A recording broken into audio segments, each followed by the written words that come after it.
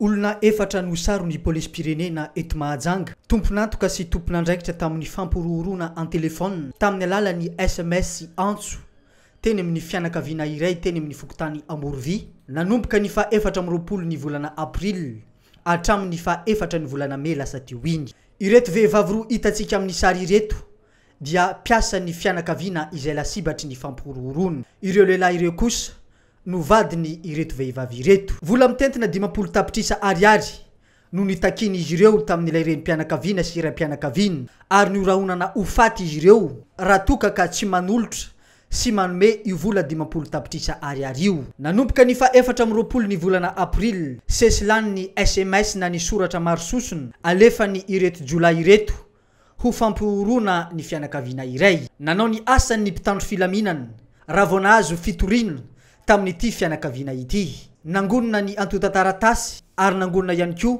ny vaovao izay azo mikasika io raha io. Fantatra fa ekipany Jean Paul no antsona ny ekipany ireto jolay ireto. Efa nahitamboka ny asan'ny mpitandro filaminana ka nosamborina ireo olona ireo ny faha-efatra ny volana May lasa teo iny. Nandritra ny famitorana natao efa niaiky ny asa vitany avokoa ireto jola efatra izay nanatanteraka ny fampirorona en téléphone.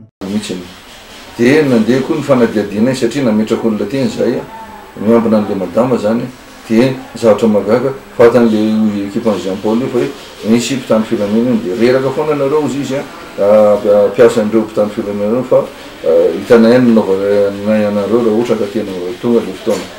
Dia mandefa SMS ona zany sanandro ny tonga tany amin'ny 4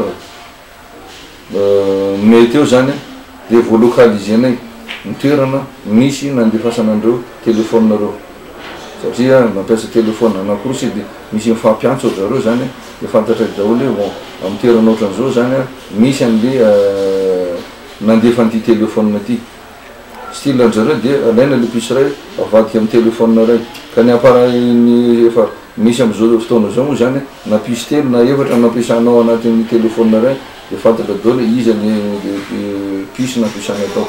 Zay natratraranay anazy hoe avy amin'ny lalàna zay fampiasana ny telefona sy piso ny vaova zay.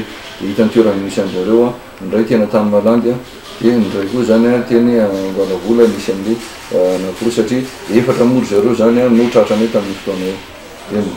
Dia marina moa zany fa avy reo olona izay ekipan'ny Jean Paul reo moa zany dia ndray piasa ao amin'le madama amin'izao fotoana zao dia ndray piasa teo aloha ka reo zany no manao an'izay menasy hoe amono na anakidinapina ny fianakaviany madama izay isan'zareo ka raha tsy zany dia mena 50 millions d'ariary zany fitakin'zareo raha ohatra tsy zany dia na vodora ny trano na ny zanaky madama iny na ny vadiny na ny reniny dia hoafoiny.